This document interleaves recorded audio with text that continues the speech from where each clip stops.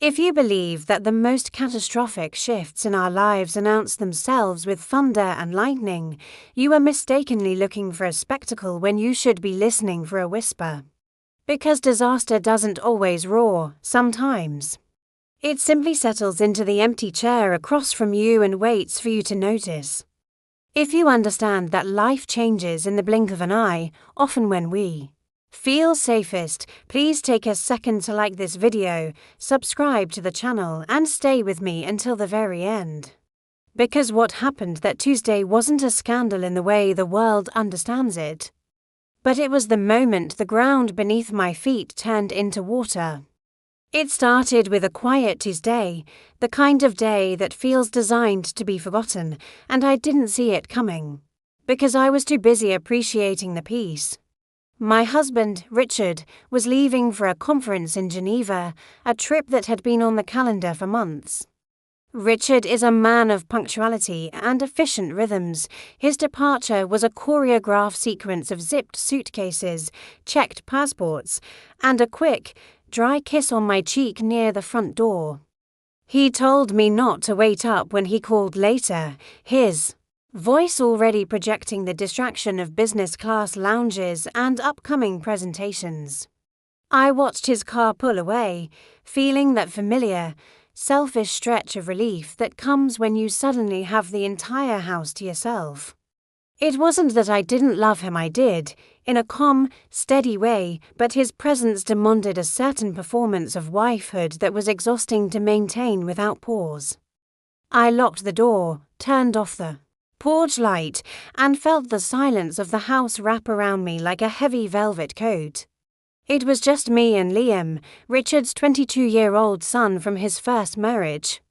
Liam was staying with us for the summer between semesters, a quiet ghost of a young man who spent most of his time in the guest wing or out with friends I never met.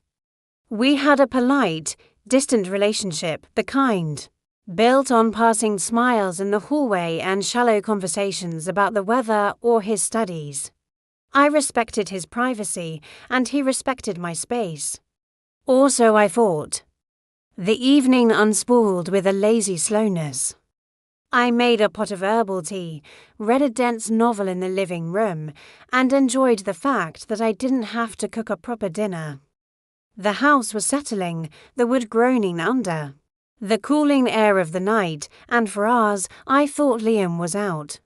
It wasn't until nearly midnight that I heard the front door open and close with a softness that suggested secrecy rather than consideration. I stayed in my chair, expecting to hear his footsteps retreat to his room, but instead the house fell silent again. A few minutes passed, then 10. A strange unease began to prickle at the back of my neck, a maternal instinct for a child that wasn't mine. I set my book down and walked to the foot of the stairs. The light was on in the upstairs hallway, casting a long, pale shadow against the banister. I climbed slowly, the carpet swallowing the sound of my approach. As I reached the landing, I heard it a sound so raw and broken it stopped me cold. It was coming from the bathroom at the end of the hall. The door was cracked open an inch, spilling a sliver of yellow light across the floorboards. It wasn't the sound of water or movement, it was the sound of someone trying desperately to be quiet while falling apart. It was a jagged, wet gasping, the kind of weeping that comes from the gut. My first thought was to retreat, to give him the dignity of his grief, but concern is a stubborn thing, and the sound was so agonizingly lonely that I couldn't leave him there. I pushed the door open, my hand trembling slightly against the wood. Liam was sitting on the floor, his back against the bathtub, his long legs sprawled out on the cold tiles. He looked surprisingly younger, almost boyish, his face buried in his hands, his shoulders shaking with the violence of his sobs. He didn't look up when I entered, he was too far gone in whatever darkness had consumed him. I didn't ask what was wrong. The air in the room felt too delicate for questions, too thick with his pain. Instead, I did something I hadn't done since he was a teenager. I sat down on the floor beside him. The ceramic was freezing against my legs. I didn't speak. I just sat there, a witness to his unraveling. After a long moment, I reached out and placed my hand on his arm. He froze, his breath hitching in his throat, and for a terrifying second, I thought he would pull away or lash out. But he didn't. He slowly lowered his hands, his eyes red and swollen, looking at me with an expression of such profound devastation that it broke my heart. "I don't know what to do," he whispered, his voice cracking. It was a confession of total helplessness. Without thinking, I shifted closer and pulled him into an embrace.